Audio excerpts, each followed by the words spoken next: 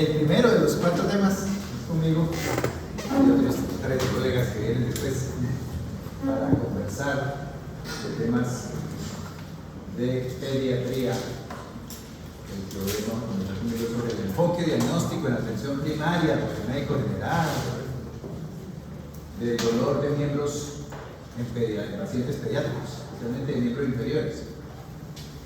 Entonces, esa es la idea de que charlemos un poco, conversarles un poco al respecto y de oír sus inquietudes. ¿Qué concepto tienen de esto? De experiencias familiares, de lo que han leído en adultos, de cuáles podrían ser los diagnósticos diferenciales de un niño o niña que le duelen las piernas, le duelen los muslos, miembros inferiores, que por el pie plano, posible leucemia, una enfermedad tumoral, una leucemia especialmente, infecciones de huesos, Osteomalacia. ¿qué? Osteomalacia. Malacias, trastornos de la formación del hueso, ¿no? ¿Qué más se les ocurre? Raquitismo.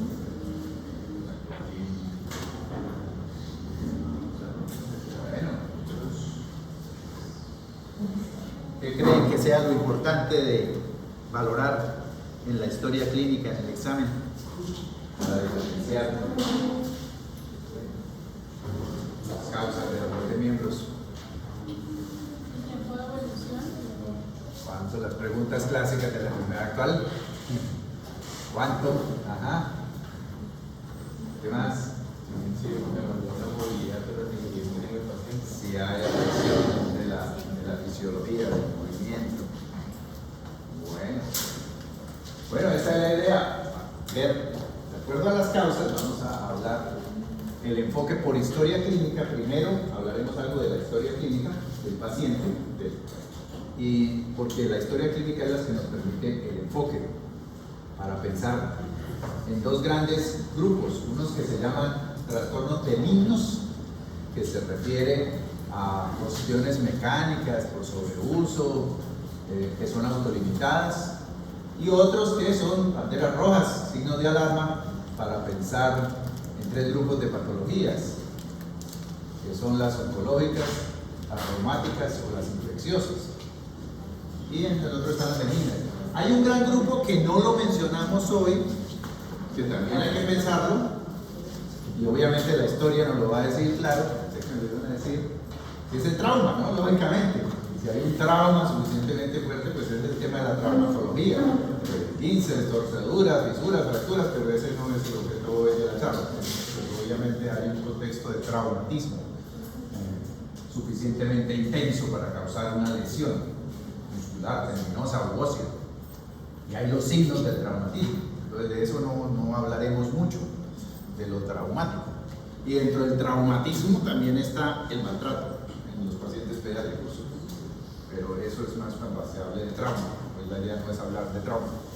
Vamos a enfocar otras causas no traumáticas del dolor de miembros. Entonces es la idea, comentarles cómo tratar por historia clínica de diferenciar esos 2 grandes grupos de dolores de miembros no traumáticos en el paciente pediátrico. ¿Cuál es ese enfoque diagnóstico en el interrogatorio, en el examen físico, para tratar de decidir a qué grupo pertenece y si amerita o no amerita hacerle estudios paraclínicos y qué signos de alarma darle a los padres en ese paciente?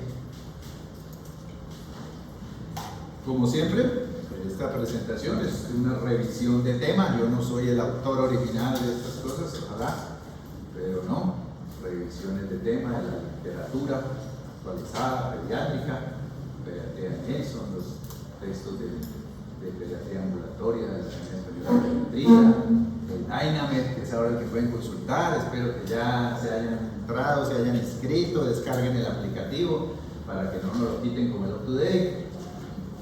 Y entren por la universidad, porque muchos, no, yo entro, pero es que yo entro por una clave que me pasó otro. No, entre por el de la universidad, porque después nos pasa como tú dices, no, nadie entra, y la gente sí entraba, pero no entraba por la universidad. Bueno, entonces, estas cosas son de revisión de tema de todas estas bases bibliográficas y textos pediátricos. Pues la idea es que, posterior a esto, ustedes se incentiven a terminar de estudiar, aprender cómo hacer esa clasificación de los grupos del dolor de miembros por historia clínica y hacer unos diagnósticos presuntivos de esas causas. La segunda parte hablaremos brevemente de un listado de causas agrupadas de acuerdo a si tienen síndromes constitucionales, fiebre especialmente, y si afecta a una o más de un segmento de esos miembros. Y de acuerdo a eso hablaremos de los grupos de algunas patologías específicas, pero simplemente para mencionarlas. Esa es la segunda mitad de la charla.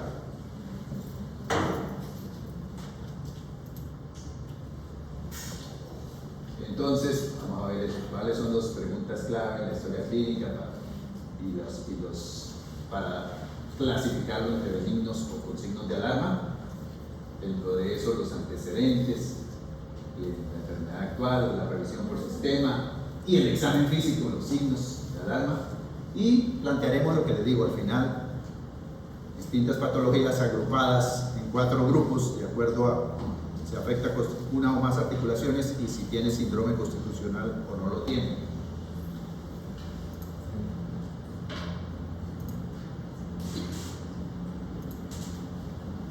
Entonces, ¿qué parte le duele? Importante definir dónde es y tratar de definir. En los niños pequeños a veces no es tan fácil definir si lo que le duele es la articulación o el segmento. A veces cojea y llora y es difícil saber si es propiamente la articulación o es el muslo, digamos, o es la pierna. A veces no es tan fácil, pero ya más grandecitos, pues sí uno debe tratar de definir si el dolor está más localizado en articulación, es un dolor articular, y si tiene o no signos de artritis o solo artralgia, o si no, si es en el segmento, si es muscular o es óseo, tratar de definir la profundidad. Eso a veces es más difícil, eso sí, incluso es más grande, ya también me dificulta definir la profundidad. Las características del dolor, cuánto, si hubo algo que lo desencadenó, qué lo alivia, el horario en que se presenta, si es con actividad o es en reposo.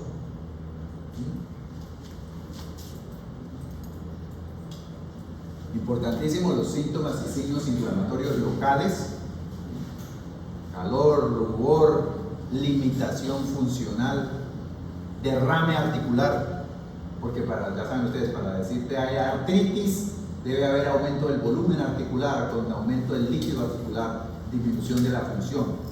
De lo contrario es artralgia, y es distinta el enfoque de una artralgia a una artritis. ¿Bien? Entonces es muy importante definir esos signos inflamatorios. Y nuevamente, ¿qué horario se presentan más? Si hay una artritis, si es en la mañana que está más sintomática y disminuye el dolor a medida que se mueve, eso da para pensar en una enfermedad reumática. En cambio, los dolores mecánicos por lesión de ligamentos o de discos generalmente van empeorando durante el día y al final del día duele más y se inflama más.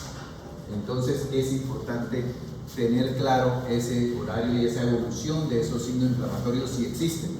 Si existen los signos inflamatorios, ¿cómo evolucionan en el transcurso del día esos signos inflamatorios? Y en asociación con la actividad, porque eso nos permite enfocar. Ya hablamos de la duración. Aquí si hay signos inflamatorios articulares, por lo menos esa hace una gran diferencia. Para hablar de artritis crónica tiene que haber signos de artritis, no de artralgia, y llevar más de 6 semanas. Entonces ya sería una artritis crónica. Si el paciente tiene signos inflamatorios, lleva más de 6 semanas y esos signos son más matinales, pues, y es menor de 12 años, ya podríamos hablar de una artritis crónica juvenil, porque el diagnóstico de artritis, y es una enfermedad reumática, de artritis crónica juvenil es clínico. No tengo que esperar a que me salgan los anticuerpos nucleares, ni el RATs, ni nada de esa vaina. El diagnóstico es clínico. Entonces es importante definir los tiempos de evolución. Importantísimo en esto de definir si es benigno o es de alarma, de uno de los otros tres grupos, traumático, oncológico o infeccioso, si tiene o no el paciente síntomas, signos de compromiso sistémico, como fiebre, sobre todo si la fiebre es de más de 7 o de 14 días, o pérdida de peso, alteración hematológica asociada, si tiene anemia, púrpura, eso, infecciones recurrentes, entonces, o es un paciente con alteraciones fenotípicas, porque eso ya me altera, me enfoca el diagnóstico hacia bandera roja. Obviamente la historia previa del paciente y familiar, la historia de cáncer en la familia, de enfermedad reumática familiar, también me va a ayudar a orientar y a pensar si será el signo de alarma o no lo será. Los medicamentos, obviamente lo que les decía antes, obviamente tanto en la enfermedad actual como en el presente, si ha tenido un trauma reciente o lo tuvo, un paciente que tuvo en esa pierna una fractura y tuvo una placa, ya se la quitaron, pero tiene ahí un callo óseo, pues es diferente el enfoque al que no tiene esa historia. Entonces, los antecedentes personales y familiares. Ya les decía esto, si el dolor es osteoarticular, más que todo articular, es muy importante hacer el examen pediátrico abreviado del sistema locomotor, que ayer lo estábamos buscando en la consulta, por ahí no sé si encontrar, uno busca por P de Pediatrics y GALS, que es el examen abreviado del sistema locomotor. Y ahí ya les muestro, para hacer en 5 o 7 minutos una evaluación rápida del sistema osteoarticular. Ese es el PEGALS.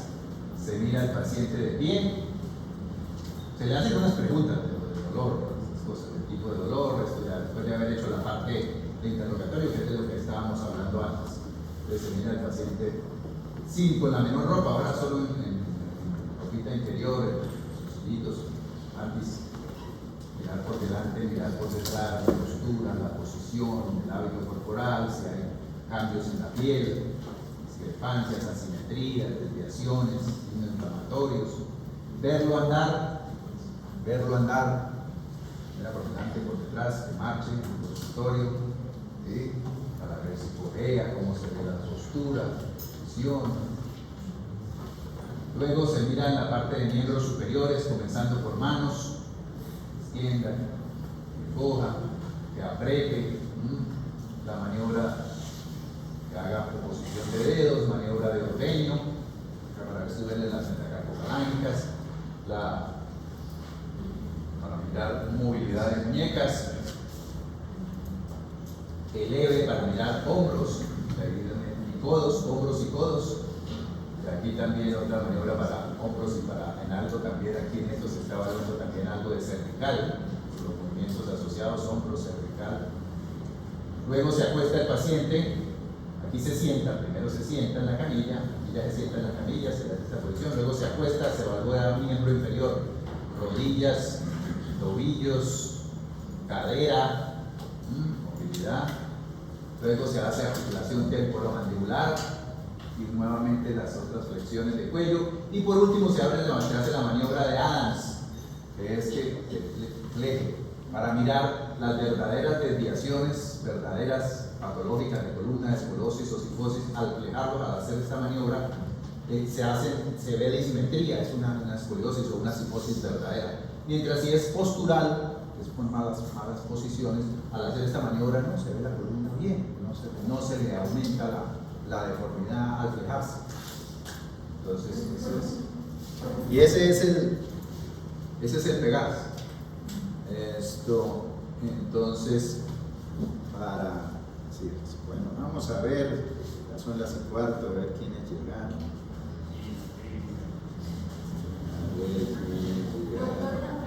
Sí.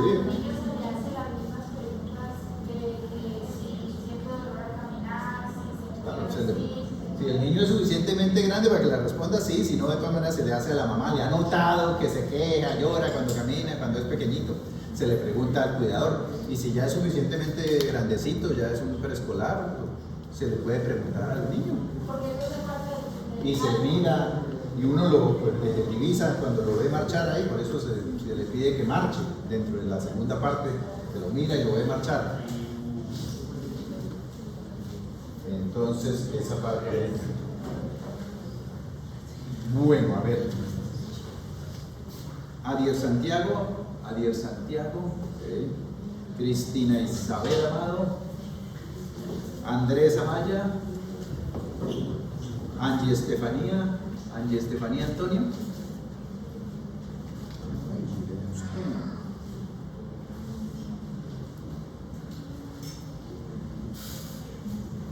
Nelson Josué Arevalo, Valentina Barrera, Humberto Mario,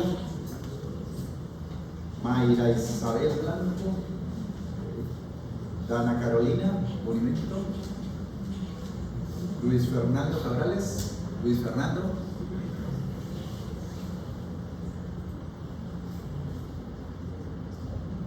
Lizeth Joana Cárdenas, Dana Valentina Cárdenas, Ariel Fernando Cabanzo, Luisa Fernanda Eugenio, Luisa Fernanda,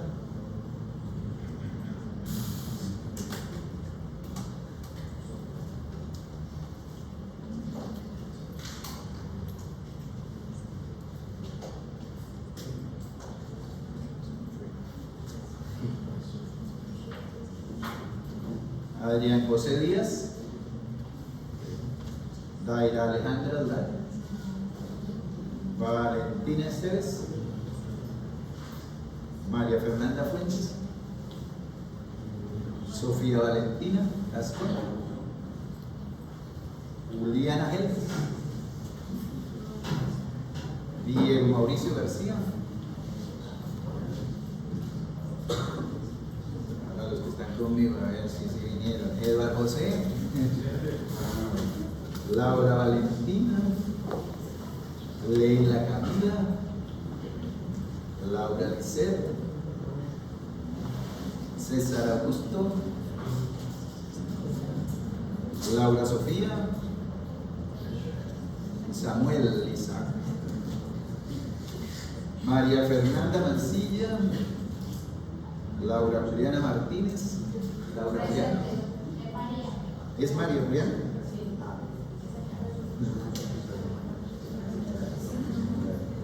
Bastantes Lauras ahí. Laura Alejandra Melgarejo, es así, Laura. Michelle Mariana Miranda, Camila Andrea Navas, Marley Andrea Navas, Linda Vanessa Osorio, Margaret Juliet,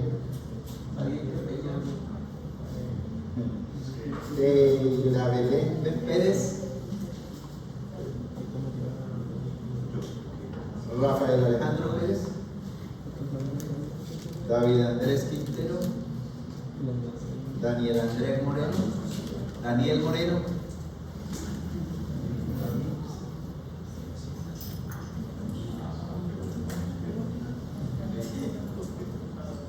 Feli Joana Rincón, Natalia Isabel Romero, María José Sánchez, John Jorge Silva, John Jorge. Pues si nombro alguno que se haya retirado, me cuentan.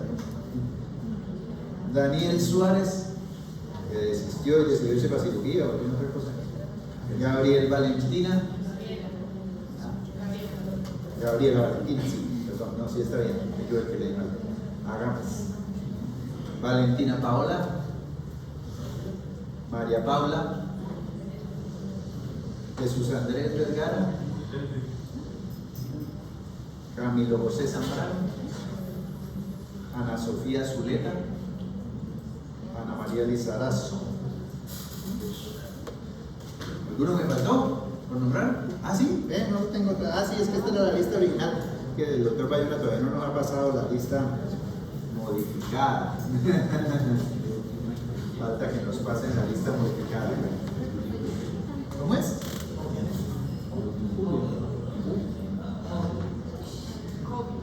¿Hoggy? Hobby.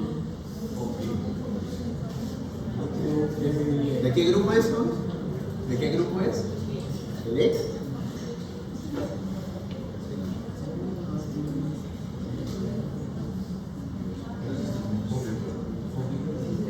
Bueno. Entonces, después de hacer ese enfoque con la enfermedad actual, la revisión por sistemas, el examen físico, debemos entonces tratar de ubicar si el paciente pertenece a lo que se llama benigno o si hay banderas rojas, signos de alarma. ¿Qué es lo que le digo? Esto ubicaría al paciente en una probabilidad de que tenga una enfermedad oncológica, reumática o infecciosa, que ameritaría estudios, probablemente incluso en urgencias, ya permitiendo de consulta ambulatoria a urgencias para confirmar estudios, o por lo menos estudios ambulatorios, mínimamente que tenga banderas rojas. Y en la mayoría de los casos, amerita simplemente indicaciones, educación, cita de control. En algunos casos podrían considerarse algunas terapias, sobre todo si tiene contracturas o estas cosas, pero generalmente es más de educación postural y de manejo general, sintomático, y no amerita mayores estudios si no presenta signos de alarma. Y lo que hay otro que hay que hacerle seguimiento y indicarle signos de alarma. Entonces, el dolor en extremidades que se alivia con el descanso y empeora con la actividad, sobre todo al final del día, como les decía, es más para pensar que es muscular.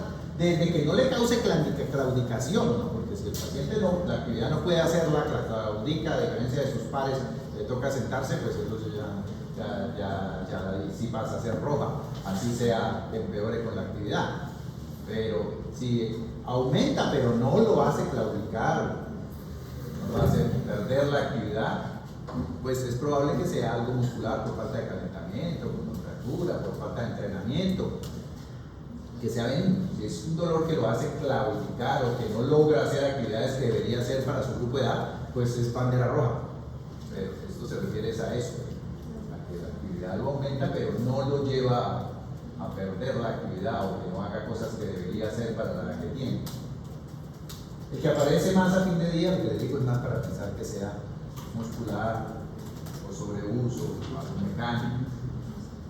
El dolor nocturno que se alivia en la mañana, en la noche le duele, pero con masajito, de pronto algún analgésico le pasa y en la mañana está brincando, saltando, sin ninguna otra manifestación, eso es benigno.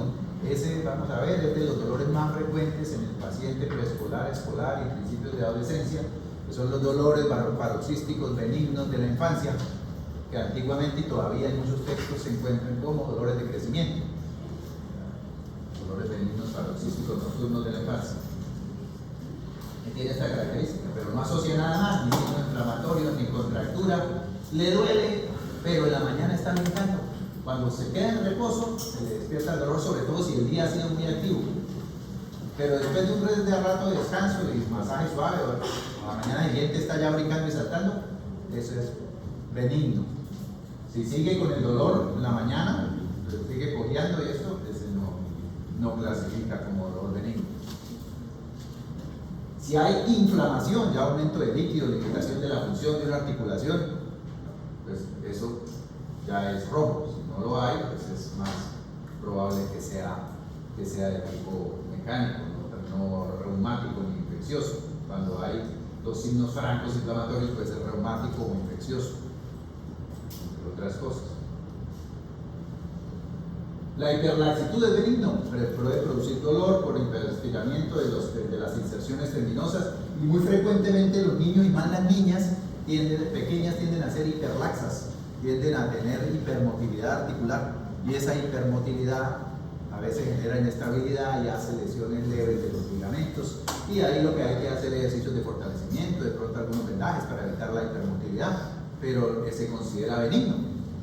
Es un dolor benigno por hiperlaxitud articular, mientras que la articulación está rígida, dolorosa, hinchada, con disminución de los movimientos, eso es de alarma, eso es bandera roja. Si hay hipersensibilidad específica, notoria en puntos óseos, sin hacerle una cosa pues que por sí sea dolorosa, ¿no? Es hipersensibilidad, una cosa que no debería olerle, duele, pues eso marca. Y cuando es generalizada, y sobre todo si asocia hipersensibilidad en esternón, esto es para pensar en enfermedad maligna, enfermedad tumoral, esa dolor, así que queda porque le tocan los huesos y eso es una sospecha, entre otras cosas, para malignidad, para leucemia, un dolor, una hipersensibilidad muy notoria, ósea, y sobre todo generalizada, o en tórax, esternón y estas cosas. Porque bueno, una osteomielitis, una artritis séptica puede tener dolor asociado al fenómeno inflamatorio en la articulación o en el segmento afectado, pero una hipersensibilidad generalizada es un signo de alarma en cuanto a cáncer. Generalmente lo que les digo, el niño salta, no tiene un déficit motor, no tiene alteración de la fuerza. Si hay alteración de la fuerza, alteración del neurodesarrollo, eso es bandera roja. Si hay alteración del crecimiento, también es bandera roja. Un paciente que tiene alteraciones fenotípicas o alteraciones de su crecimiento asociado a los dolores, pues amerita estudiarse. Entre eso, pues, estaría el raquitismo que hablaban por allí, cosas, y enfermedades endocrino-metabólicas que pueden dar alteraciones del crecimiento, y algunas, si tienen alterado el crecimiento y el desarrollo, pues también más para pensar en trastornos neurológicos, en trastornos metabólicos. Y fuera de eso tiene alteración fenotípica, pues peor. Más le da para pensar en trastornos que ameritan estudio y manejo. Cuando el dolor ha sido recurrente, a pesar de que cumpla lo de benigno, si le consultan ya muchas veces, es bueno hacerle al menos 2 exámenes. Uno de sangre hemograma con extendido de sangre periférica y reticulocitos, y otro la imagen de la zona que duele, una radiografía simple.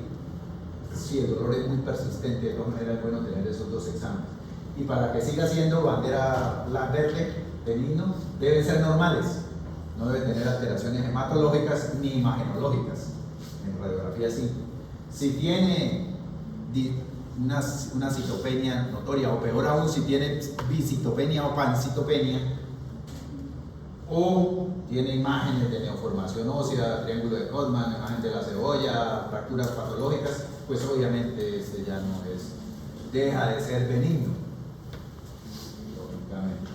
Entonces, eso como para resumir usted, terminar la historia con el examen, por lo menos si lo está viendo por primera vez hasta acá, debe definir si está aquí o acá. Y cuando haya sido recurrente, pues debe tener por lo menos estas 2 cosas para también poder estar más tranquilo en cuanto a si pertenece a qué grupo.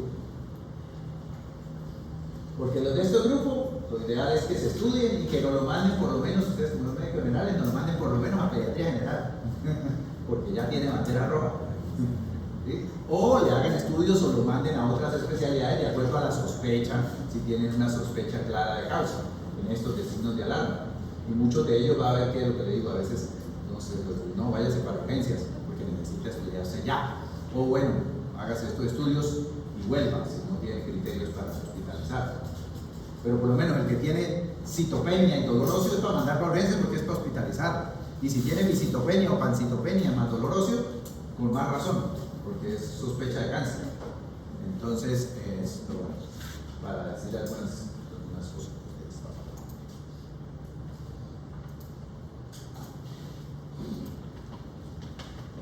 Entonces, sí, usted debe clasificar en esos 2 grupos y debe tratar de definir estas cosas que les decía, si es la articulación la que duele, si es simplemente dolor o si hay realmente artritis, o si no es la articulación, porque a veces le dicen a uno, no, le duele la rodilla, y cuando uno lo examina, pues se da cuenta que no es la rodilla, que es la metáfisis del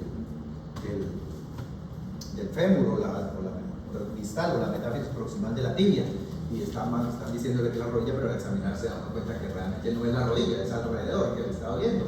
O es un dolor referido, el origen en la rodilla, cuando usted examina se da cuenta que realmente es un dolor en la parte lumbosacra que se está irradiando.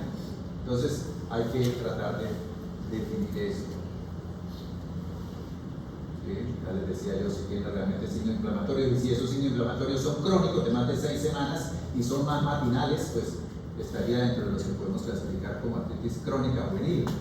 En la artritis crónica juvenil tiene 10, hay 10 patologías reumáticas, pero el diagnóstico de artritis crónica juvenil es clínico.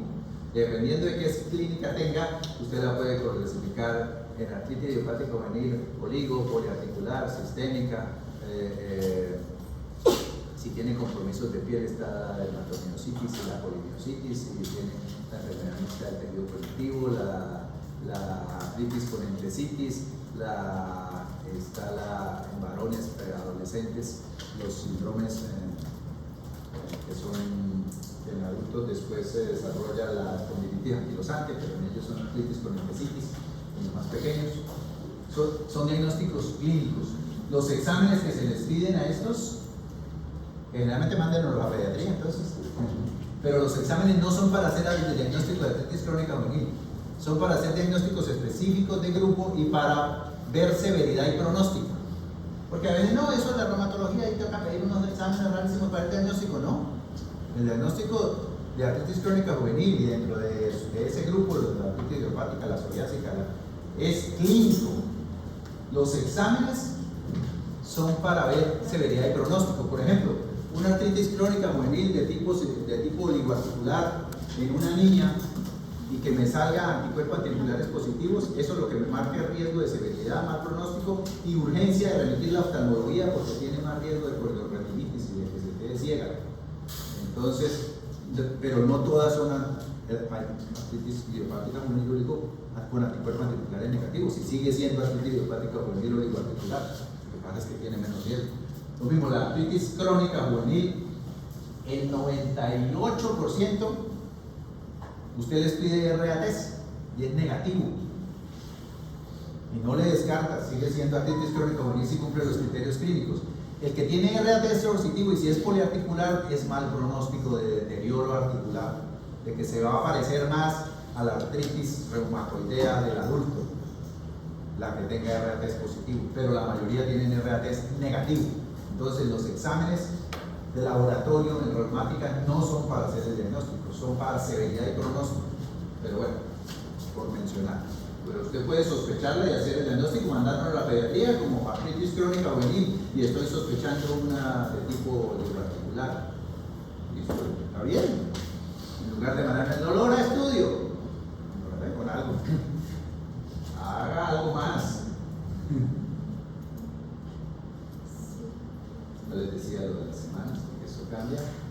Definir si es un solo segmento o articulación o son más de un segmento, porque ya vamos a ver que si es un segmento o articulación, pues hay que pensar en unas patologías, mientras si ya son dos o más segmentos o articulaciones, hay que pensar en otras patologías. Lo mismo si asocia fiebre, sobre todo fiebre persistente o recurrente, o síntomas sistémicos, pues ese paciente ya es bandera roja, que asocia síntomas sistémicos o fiebre. Entonces les decía, de acuerdo a eso, si se afecta un solo segmento o articulación o varios, un solo segmento o articulación, monoarticular o monosegmentario del dolor, y poliarticular o polisegmentario si son varios segmentos del miembro, y si tiene fiebre o no tiene fiebre, y es para ver algunas de las patologías. Entonces, por lo menos en el primer grupo, ahí se formarían 4 grandes grupos. Un solo segmento con fiebre. Si es artritis, tiene francos signos inflamatorios y tiene fiebre alta y tiene signos calor, rubor, aumento de líquido, lo más probable en unas es que sea una artritis séptica, bacteriana y aguda, ¿verdad? Eso. Bueno, pues, lo más probable es que sea una artritis séptica bacteriana y con compromiso sistémico. Pero el examen tiene leucocitosis, reactantes de fase aguda elevados. Pues, al contrario de lo que ustedes pensarían, que la artritis séptica es de que ya hace ejercicio y tiene trauma y trabaja. No, las artritis sépticas resulta que las articulaciones son mucho más vascularizadas entre más pequeños es, y las artritis sépticas son más frecuentes en lactantes. Porque la mayoría de las artritis sépticas no ocurren por extensión directa, sino de foco a distancia, al contrario de lo que podría pensarse. No hay historia de que se traumatizó o se funcionó esa articulación, no. Ahora lo que hay es que no tenía un grano en la cabeza y siguió con fiebre y luego se le empezó a hinchar la rodilla. Porque la mayoría, el 80%, llegan por vía hematógena. de focos a distancia, la infección a la articulación. Entonces, el que no haya un trauma, una lesión, lo contrario, no lo descarta, lo contrario, la mayoría no tienen historia de un trauma, lesión directa en la articulación afectada, sino de pronto de una infección a distancia, y a veces no hay claridad de la infección a distancia. Aparece síntomas en la articulación. La etiología más frecuente de la artritis séptica bacteriana, en general en todos los grupos de edad, es el estafilococo dorado, el estafilococo aureus. Los neonatos tienen también el estafilococo del grupo B y gram negativos. Y si no están vacunados los lactantes, si no se les está poniendo la penta a tiempo, el hemófilos influenza tipo B también es una importante causa de artritis séptica y osteomielitis en los lactantes, sobre todo si no se han vacunado, si no se les ha colocado la penta que trae el hemófilos influenza B. Y si no se les coloca la vacuna de neumococo, que también se coloca con la penta a los 2-4 meses, también sería un germen para pensar. Pero si tiene ya más de 2 dosis de neumococo y hemófilos, generalmente mayores de 4 meses, ya con más de 2 dosis de la penta y de la neumococo, pues se hace esto menos frecuente. Les decía, más hematógeno que directo, la directa es solo el 20%, la mayoría vienen de focos a distancia. Generalmente hay signos inflamatorios claros, notorios, y también en reactantes y leucocitosis y reactantes elevados. La más afectada de las articulaciones en cuanto a infección bacteriana es la rodilla, le sigue la cadera, tobillo y codo. Obviamente este paciente, si lo está viendo en consulta externa, pero lo tiene que mandar para urgencias, hay que hospitalizar, y en urgencias, si lo ve en urgencias, hay que hospitalizar. Y si lo está viendo en un primer nivel, es de remitir a un segundo o tercer nivel, donde haya pediatría y ortopedia. Tiene que haber las dos especialidades. Se le inicia manejo con antibiótico endovenoso y analgésico, un antibiótico que cura estafilococo aureus y analgésico, ibuprofeno, NINES, generalmente si no es alérgico, tiene otros trastornos, y se remite donde pueda ser estudiado, porque el diagnóstico definitivo de artritis séptica, ¿cómo se hace? Función articular, pero esa no la debe hacer usted en un primer nivel y menos en un niño. No sé que le hayan dicho los de adultos, pero en niños en primer nivel, médico general, no se pongan a funcionar articulaciones. Eso se remite y lo debe hacer el servicio de ortopedia infantil o de pediatría en un segundo o tercer nivel. Y eventualmente, si el cuadro es muy severo o no hay mejoría con el manejo antibiótico en las primeras 48 a 72 horas, pues es de manejo quirúrgico, por eso tiene que haber ortopedia. Hay que abrir o lavar esa articulación, requiere manejo quirúrgico, por eso tiene que haber pediatría y ortopedia para manejar una artritis séptica, y es intrahospitalario, antibiótico endovenoso. No voy a empezar, me tomes este diclocin en la casa y si sigue malito vuelva. Entonces manejo a urgencias y hay que hospitalizarlo si estoy pensando en una artritis séptica. Lo mismo ocurre con la osteomielitis, solo que aquí el problema no es en la articulación, es en la metáfisis ósea donde está el dolor y la inflamación. ¿No? Entonces, también es de hospitalizar, también es el estafilococo, también es de vía hematógena, se parece mucho en la fisiopatogenia y en la etiología. Lo único aquí es la afección es del hueso, no de la cápsula articular y la articulación, sino el hueso, la metáfisis ósea, es donde está la infección. Ese también es de hospitalizar, iniciar antibiótico endovenoso, levantarlo donde haya ortopedia y pediatría. En un primer nivel, si el cuadro lleva más de 2 semanas, la placa, la radiografía simple podría ayudarle porque vería de pronto alteraciones. Pero si lleva menos de 2 semanas, puede hacer que la radiografía no le muestre nada. Le indican más los reactantes de fase aguda y la clínica que la radiografía, si lleva menos de 2 semanas. A nivel de la institución, pues se podrá hacer gammagrafía ósea, que es así más tempranamente se altera, o la punción ósea, que nos hará el diagnóstico definitivo, pero eso le corresponde a ortopedia infantil, en un segundo o tercer nivel, o ortopedia, o si no hay infantil, por lo menos ortopedia general, en los sitios donde no hay ortopedia infantil.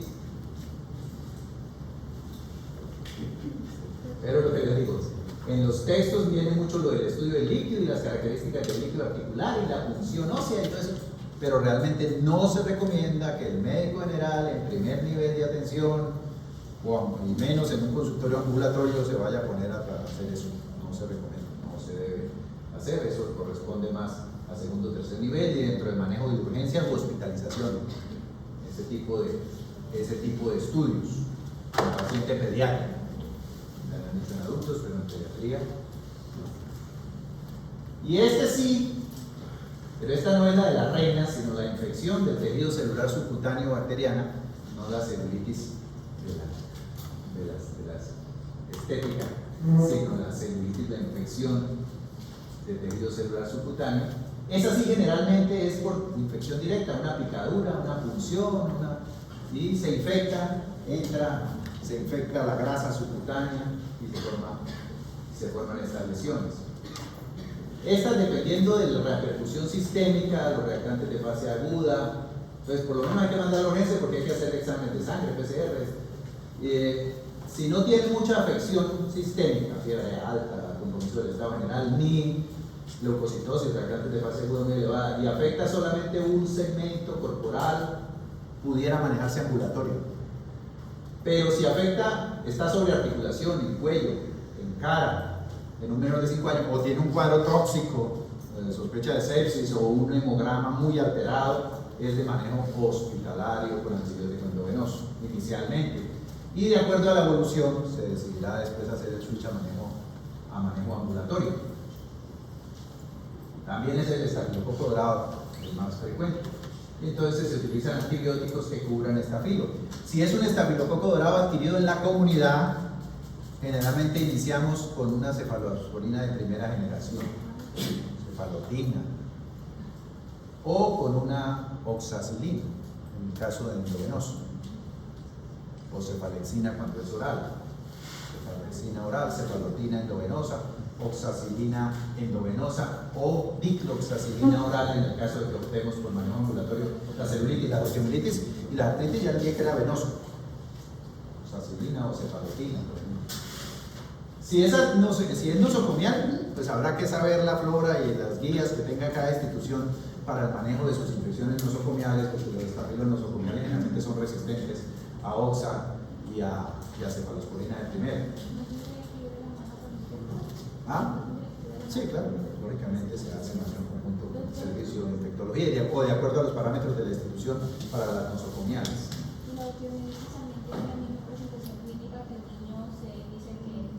Sí, empieza, exacto, generalmente es a distancia, no hay, pero le empieza a doler la pierna, porque generalmente también son más frecuentes alrededor de la rodilla, en la metáfisis de fémur distal o en la tibia proximal, o alrededor del codo, en la metáfisis de cúbito o proximal o de húmero distal, la osteomielitis. Y también generalmente esa distancia. En cambio, en la celulitis sí hay un foco generalmente local. Le pusieron una inyección y se han visto casos gravísimos de una celulitis necrosantes asociados a infecciones en farmacia. Le pusieron para la gripa y después lo mata la fascitis necrosizante, porque esto se puede complicar, hacerse más profundo, con pérdida de músculos. Entonces, aquí sí, en esta sí generalmente hay historia que había una picadura, una punción, un trauma, y se fue complicando. Y cuando está muy tenso esto, se recomienda hacer ecografía de tejidos blandos para ver si porque si hay una colección importante, es importante drenarla, porque si no, no va a mejorar. Que la vea cirugía pediátrica para hacer drenaje, si hay colección importante de subcutánea. Esta sinovitis transitoria, entonces también es un solo segmento, generalmente muslo, a veces refiere rodilla, pero cuando usted lo examina, lo que realmente duele es la cadera, y sobre todo cuando la lleva hacia el centro, cuando aduce usted la cadera o la gira, le despierta severo dolor. Generalmente es un preescolar o escolar, más frecuentemente varón, y está cursando con una infección respiratoria, está con gripa o tiene diarreína, y hace una sinovitis transitoria. Allí no hay afección, la fiebre generalmente es por la infección respiratoria o intestinal. En la articulación no hay infección, ahí es una respuesta inflamatoria que aumenta la secreción de líquido articular y ese aumento del líquido genera tensión y dolor. Esa es la sinovitis transitoria. Esa se maneja con reposo y AINES. generalmente, se le hace hemograma, reactantes de fase aguda deben estar normales. Si los hemogramas, reactantes de fase aguda están elevados, anormales, o tiene signos muy francos de inflamación, es mejor poner diagnóstico de artritis séptica, remitirla, estudiarla, y si se descarta, pues bueno, listo, era una sinusitis transitoria. Pero lo contrario, decir una sinusitis transitoria, vaya para la casa tranquilo con el ibuprofeno, y después se le daña la articulación o llega ya en una sepsis, pues no. Pero si no tiene fiebre alta, signos severos inflamatorios, reactantes de fase aguda están normales, el hemograma no tiene leucocitosis, se maneja y se cita control en 48 a 72 horas y se le dan signos de alarma, que se empieza fiebre alta, que se empieza a ver rojo, que consulte antes, lógico. Pero generalmente el reposo es inflamatorio y antes de 10 días mejora. Generalmente antes de 10 días está ya bien. Es de la sinusitis transitoria. Si persiste más de 10 días y va empeorando, no le ha dado fiebre ni rojo, pero hasta ahora cogía más, hay que pensar en otra cosa que veremos, pero generalmente ella no tiene fiebre. Que veremos ahora en monosegmentario sin fiebre, pero de evolución más crónica, que es la enfermedad de la necrosis avascular de la cabeza femoral, la enfermedad de Cartes.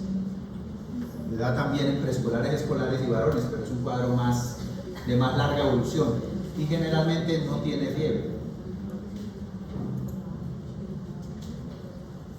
Otro que le duele, le refieren a uno muslo, rodilla o cadera, y el niño no se cojea y no se sienta, se apoya para sentarse, no descarga el peso al sentarse.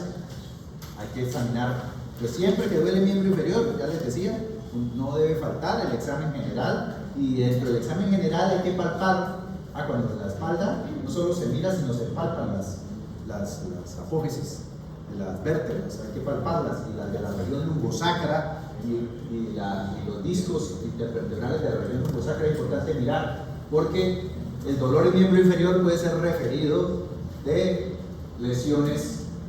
Esta es una infección del disco intervertebral por estafilococo aureus generalmente. Entonces hay dolores ahí, y el dolor de la pierna es irradiado por dolor neurítico, porque ese disco se colapsa y comprime, o la inflamación comprime la raíz nerviosa, que realmente es un dolor irradiado. Pero entonces usted al palpar ahí la región lumbosacra y el disco ve la zona inflamatoria. Obviamente que ese es de hospitalizar y de manejo conjunto con ortopedia en un segundo o tercer nivel, antibiótico endovenoso, y a veces frecuentemente requiere manejo quirúrgico para drenaje, y después, dependiendo de cómo quede ese disco, esto estabilización. Entonces afortunadamente no es muy frecuente. ¿Era frecuente, doctor? No es muy frecuente realmente.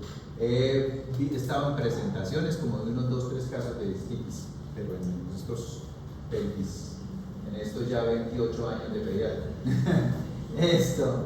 Dos que yo vi que pensé que eran disquitis terminaron siendo mal de corte, o sea, tuberculosis de la vertebral. Yo vi, pensé que eran disquitis y terminaron siendo tuberculosis óseas de la vértebra.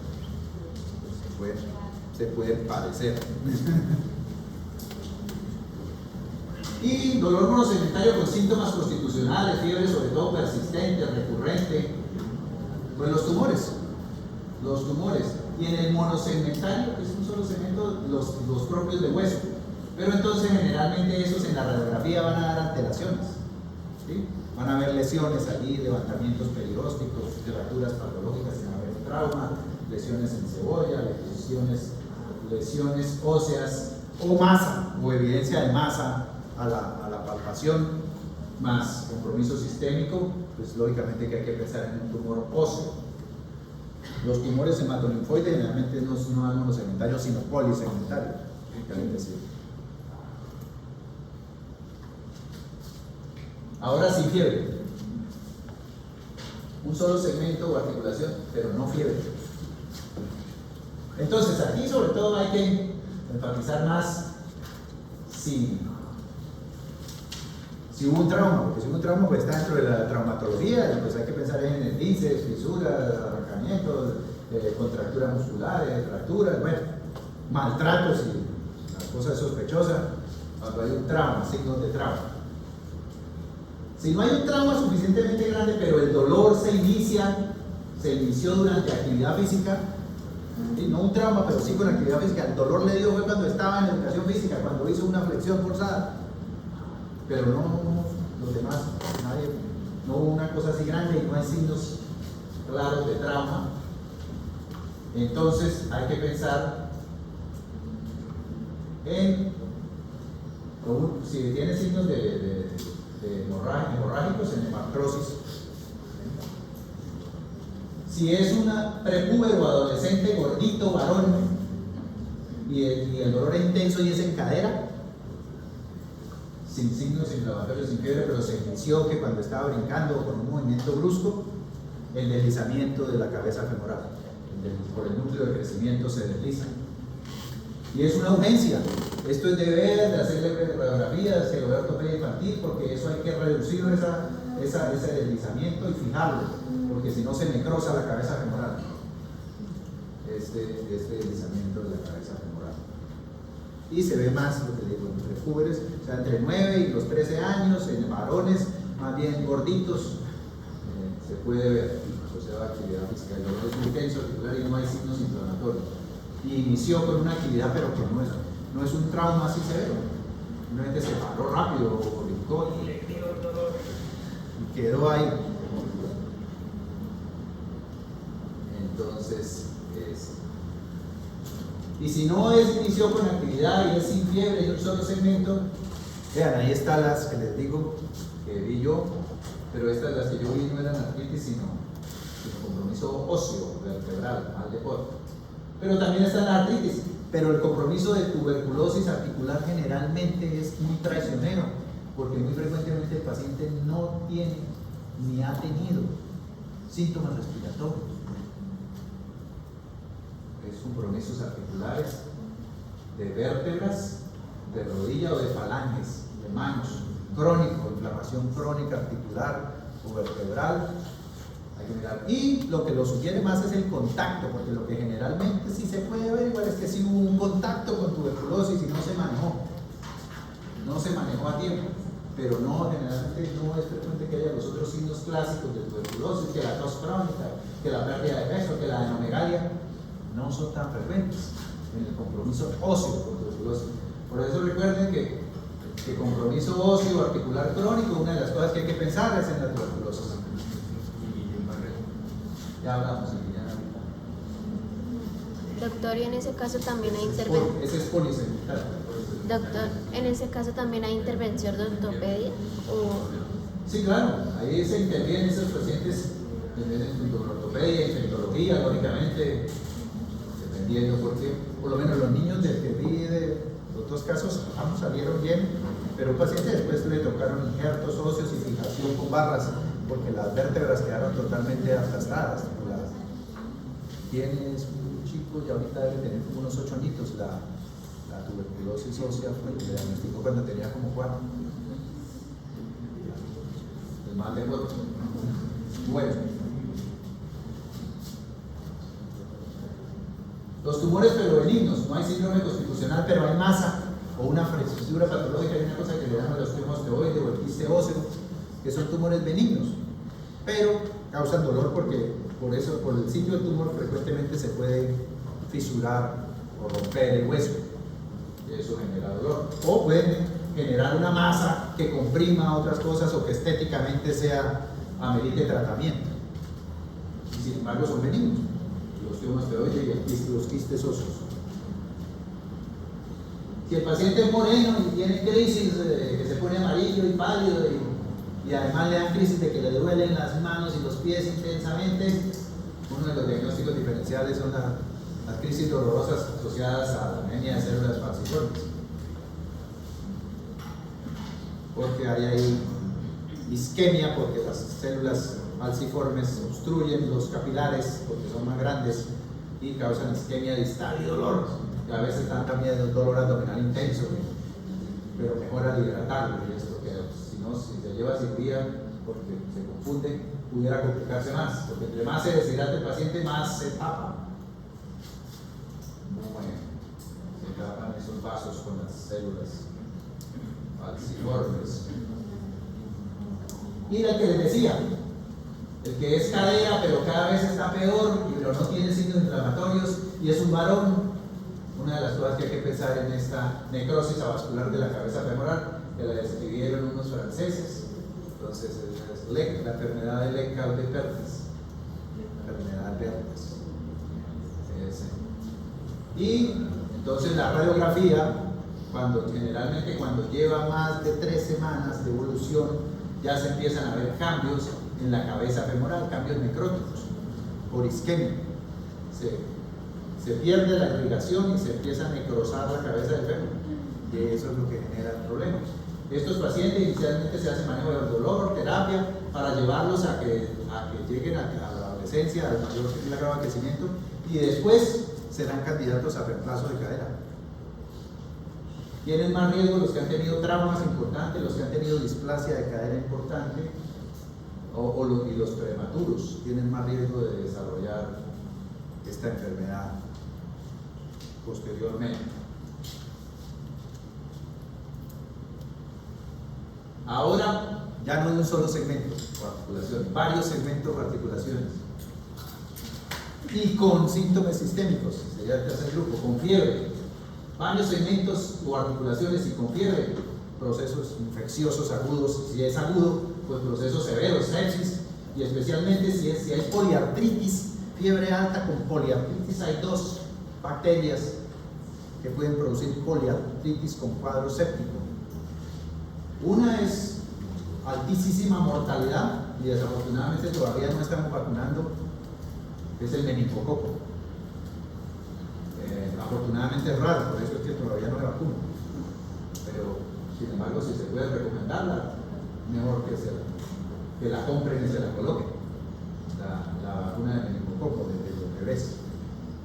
Y la otra, si la mamá no se trató en neonatos con madre con infección gonocócica no tratada, puede nacer el bebé con infección gonocócica, o por abuso sexual o inicio de actividad sexual no protegida en adolescentes.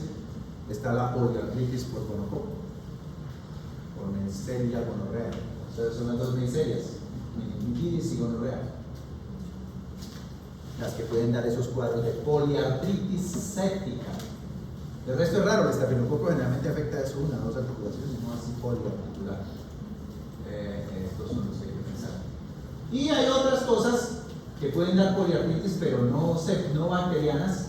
Hay virales, hay polimiositis, hay poliartritis asociadas a hepatitis B. Ahora está dentro del MIS, dentro del síndrome multiinflamatorio sistémico por COVID, puede haber compromiso poliarticular. Y hay un virus que produce poliartritis, que fue muy famoso, la primera brote epidémico mundial hace unos 8 años.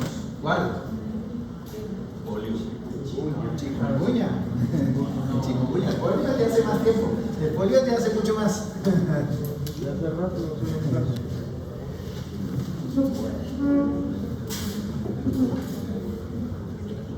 Aquí están también las artritis reactivas. De la artritis reactiva ya les decía, pero esa es monoarticular. En cambio, estas poliarticulares, 2 o más articulaciones, estaría por lo menos la enfermedad de Reiter. Estaría la artritis de la fiebre reumática, que es migratoria, poliarticular, la de la fiebre reumática, pero además hay la historia de la infección faríngea por el estreptococo del grupo B. Y tiene otro criterio, gastritis o corea o nódulo subcutáneo o eritema marginado, criterios de Jones para poder hacer diagnóstico de artritis reumática. No hacer diagnóstico de artritis por fiebre reumática simplemente que porque le duele la articulación y ni siquiera tiene artritis. Debe tener artritis, aumento de líquidos, signos inflamatorios, disminución de la motilidad. No basta con la artral. Pero a veces uno no, es que en la casa todos sufrimos de principios de fiebre reumática. Ahí sufren de un médico que está haciendo diagnóstico errado, es de lo que sufre esa familia. Porque para que sea artritis de fiebre reumática debe ser más de 2 articulaciones en forma migratoria, porque es poliartritis migratoria, el criterio mayor de Jones. Y no basta un solo criterio mayor, debe haber un criterio mayor y 2 menores. Fiebre prolongada, aumento del PR, infección por estreptococo de garganta. Los astos no hacen criterio de fiebre reumática. Los astos lo único que indican es que tiene unos anticuerpos contra el estreptococo. pero no sirven para diagnosticar. De hecho, no son criterio de diagnóstico de fiebre reumática los astros. Porque ve uno a veces eso, no, que usted tiene principios de fiebre reumática porque le duelen las articulaciones y tiene los astros positivos. Tiene artritis, no tiene artritis. Migratoria, menos, no tiene esos criterios. Eso no es fiebre reumática. Tiene los astros positivos, tuvo alguna vez infección por estreptococo, pero no quiere decir, no hace diagnóstico. El Reiter es el que tiene secuencialmente estas tres cosas. Tiene artritis, generalmente de 2 o más articulaciones, conjuntivitis y uretritis, no simultáneo. Pudieron ser el primero de hacer la uretritis, primero estuvo con aquiuria, disuria, luego estuvo con los ojos rojos, con secreción, y luego se empezaron a hinchar las articulaciones dolorosas. Eso podría ser un síndrome de Reiter. Es una de las artritis reactivas. Se llaman reactivas porque hay infección. Generalmente la conjuntivitis y uretritis se puede cultivar ahora se me olvidó el término. Clamidia. Son por clamidia. Pero la articulación es aséptica, por eso se habla de reactiva, porque si no sería una artritis séptica. Se habla de reactiva porque hay inflamación asociada a una infección, pero la infección está en otra parte, no está en la articulación. En la articulación hay solo inflamación, no hay infección. Por eso son artritis reactivas. Generalmente tienen menos de 6 semanas de evolución, porque si sigue con la inflamación articular por más de 6 semanas, ya hay que pensar en una artritis crónica, juvenil, una artritis ya propiamente reumática, no reactiva. La reactiva generalmente, después de curada la infección del ojo, de la vía urinaria o gastrointestinal, deben mejorar los síntomas artríticos antes de 6 semanas. Si los síntomas artríticos siguen más de 6 semanas, eso ya no es una artritis reactiva, ya es una artritis reumática probablemente. Pero no de fiebre reumática, sino una artritis de origen reumático, muy probablemente. Ya les decía, los virus, que les hablo del chikungunya, la hepatitis, el parvovirus, la varicela, puede dar artritis, el COVID dentro del síndrome multisistémico, que aquí no lo tengo, pues, puede dar artritis. Se ve más ese síndrome multisistémico en escolares y adolescentes, aunque también se ha visto en bebés pequeñitos, en menores de 2 meses. La respuesta, el MIS-COVID, se vio, no se está viendo todavía. Por eso ahora se está haciendo en vacunar a esos bebés. Lo ideal sería vacunar con la nueva vacuna, pero bueno, por lo menos con la antigua, porque los bebés no menores de 3 años no están vacunados. Hasta ahora llegó la vacuna para ellos, a partir de los 6 meses. Debió haber llegado una mejor, pero bueno, por lo menos llegó una. Y polisegmentario con fiebre, aquí sí neoplasias malignas, pero de tipo hematológico. Aquí sí es la leucemia, los linfomas, y de la leucemia la LLA, y sobre todo si hay dolores severos óseos diseminados o compromisos visceromegalias, adenomegalias, penias, citopenias, pues hay que pensarlo. Por eso es que tener cuidado, si el dolor es severo, recomienda uno pedir al menos un hemograma y un extendido. Entonces uno le niega si el dolor es muy intenso, porque no se preocupe, que eso es porque el niño es muy inquieto. Y luego cuando ya le hacen el diagnóstico tiene una leucemia ya en una fase muy avanzada. Entonces, sobre todo si hay síndrome constitucional o manifestaciones hematológicas o adenomegalias o visceromegalia, parece de estudiar urgente. Y están aquí también las reumáticas, las reumatológicas, ya les decía, si es artritis y es de más de 6 semanas, están las artritis crónicas juveniles, estaría la poliarticular, la sistémica, y si tiene síntomas en piel, estaría la psoriásica, la polimiositis, si tiene síntomas en los tendones, en la inserción, y el varón, la artritis con entesitis, que eso hace parte de la artritis crónica juveniles que son de tipo reumático. Y si tiene rash, fiebre, la van a revisar con la doctora Leonor, el diagnóstico de fiebre prolongada y rash, diagnóstico diferencial de fiebre prolongada y rash, el Kawasaki. Y ahora el MIS-COVID, que son muy semejantes.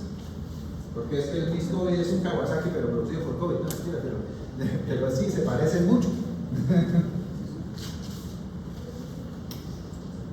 Se parecen bastante.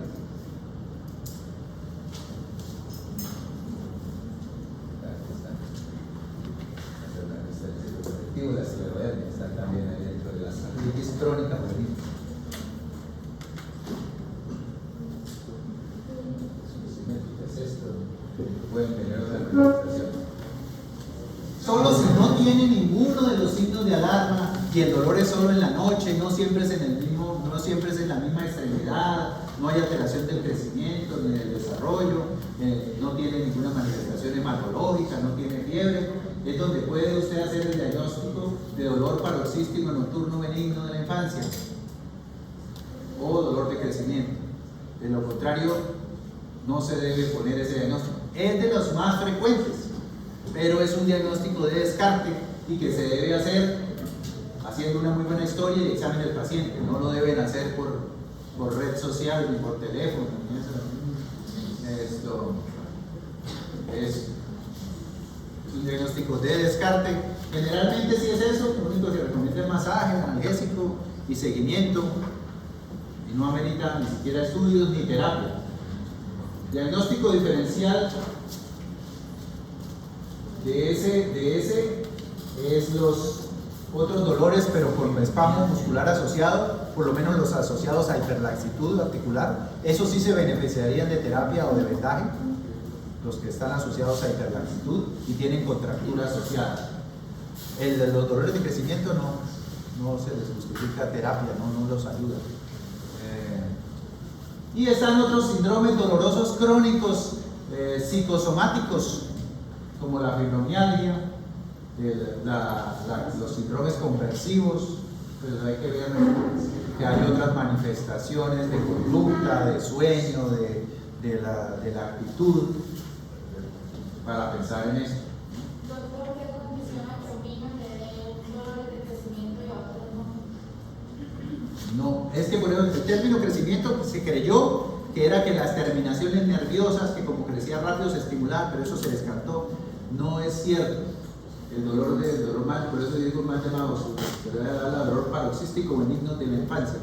Parece ser que es más por acumulación de ácido láctico y porque generalmente se presenta cuando hay actividad intensa en el día sin adecuado calentamiento ni estiramiento posterior, porque los niños ni calientan ni estiran, y entonces después cuando quedan en reposo hacen ese acúmulo, espasmo y vasoconstricción y algo de isquemia, y eso genera el dolor. Pero no todos lo hacen, algunos no lo presentan. Parece ser un dolor por sobreuso, digamos, parecido al que le da a uno cuando va al gimnasio las primeras veces y luego al entrar, al enfriarse, le da el dolor. Eso podría tener más relación con los más llamados dolores de crecimiento que el crecimiento. Lo que pasa es que como dan en la edad en que están creciendo, dan generalmente preescolares, escolares, adolescentes menores de 13, 14 años, se ha llamado así, y son benignos y generalmente analgésico suave, masaje, y están bien. Pero lo que le digo, si tiene otro signo de alarma, si el chico en la mañana no se levanta porque tiene todavía o tiene contractura franca persistente, eso no se debe diagnosticar como dolor de crecimiento. Amerita estudios, amerita manejo. Los trastornos rotacionales de los que hablaré en otra clase que por allí mencionaban, el pie plano, el lleno valgo, el lleno barbo, si están dentro de los fisiológicos, porque el pie plano, por lo menos antes de los 3 años de vida, se considera normal. Los niños antes de los 3 años el arco no se ha formado, tienen almohadilla grasa plantar, a no ser que estén muy delgados y hagan mucha actividad, pero que el bebé menor de 3 años tenga el pie bolita es casi normal. Lo mismo, los niños cuando empiezan a caminar generalmente son varos hasta los 2 años y luego empiezan a hacer valgo. Generalmente a los 4 años son bastante rollegutos apartados y luego a los 7 años se alinean. Si está dentro de esto, ya hablaremos en la clase de los trastornos posturales, no esperaría uno que eso le causara dolor. Y entonces pasa como con los dolores de crecimiento. Eso es para el pie plano, eso es porque es rolleguto, porque le duelen las piernas. No, si el dolor es intenso, estúdielo, porque de pronto tiene otra cosa. No es por eso. Si fuera por el trastorno postural, generalmente tiene asociado contractura. Le duele a la palpación de las inserciones tendinosas o tiene contractura muscular, y entonces sí se beneficiaría de terapia, de hacerles terapias. No de los mal llamados, porque ellos están mandados a recoger en los trastornos posturales fisiológicos, como hablaremos luego, zapato ortopédico o varillas, porque ellos están mandados a recoger, no sirve para nada. Generalmente lo que hacen es empeorar los síntomas, o si no tenía dolor, eso sí se los produce. el ponerse plantilla dura, zapato rígido, eso generalmente vuelve sintomático los trastornos posturales fisiológicos y por lo tanto no se deben usar los no tuerces, las botas rígidas, todo eso está mandado a recoger, eso no sirve, lo siguen formulando, pero no se debería. Si hay contracturas, se benefician de terapias o de pronto de vendas o cosas de estabilizar, sobre todo si tienen hipermotilidad, hiperlaxitud, se beneficiarían de los vendajes y esto para evitar la hipermotilidad que hace lesión de los tejidos blandos. Bueno. Y estos otros también son de descarte, los dolores crónicos, somáticos, también después de descartar esto y sobre todo cuando haya asociado trastornos del sueño, conductuales, de comportamiento, disfunciones familiares, pues lógicamente hay que pensarlo.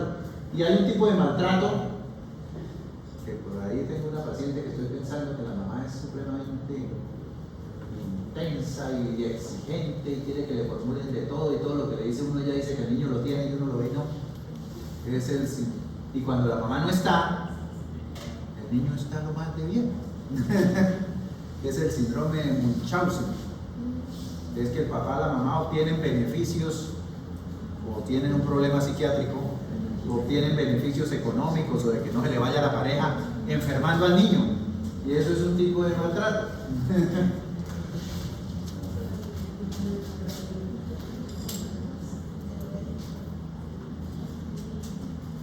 Bueno, este es un casito.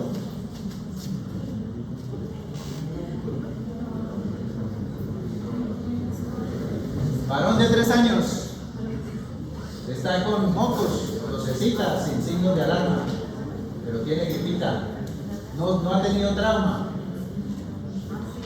Lleva con la gripa 2-3 días. Y empezó el día anterior a cojear. Así que le duele la cadera derecha. Tiene fiebrecita leve entre su cuadro gripal, no tiene alteración fenotípica, ni el estado nutricional, ni el desarrollo. Efectivamente cojea porque le duele del lado derecho y le duele la cadera al movilizársela. No tiene signos inflamatorios, ni otros hallazgos. Lo más probable que tenga es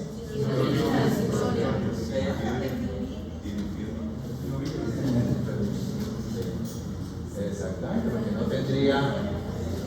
Banderas rojas es un solo segmento con fiebre leve, con un cuadro gripal, es un preescolar, ¿no? Todo podría ser, por eso son opciones de respuesta. Porque, si me dicen que no es esto, interrogo, realmente lleva ya rato con esto, y que tuvo otra articulación que le dolió antes y lleva más de 6 semanas y tiene signos de artritis, pues cabría eso. Pero con lo que digo acá no da para pensar en eso. Lo mismo, si el dolor es intenso y tuviera calor, rubor, o evoluciona con esto y fiebre alta, pues podría ser una artritis séptica. O le hago hemograma y me sale leucocitosis con neutrofilia y PSG elevadísima. De todas maneras cabría esto. Y el deslizamiento, generalmente son más grandecitos obesos, está muy chiquito. Y dice que no fue con la actividad física que se le inició, ¿no? Aquí está lo mismo. Si nos vamos por el lado de benignos, o sea que son de tejidos blandos por sobreuso y esto, ¿sí? O si nos vamos por el lado de las banderas rojas, que estarían los reumáticos, los tumorales y los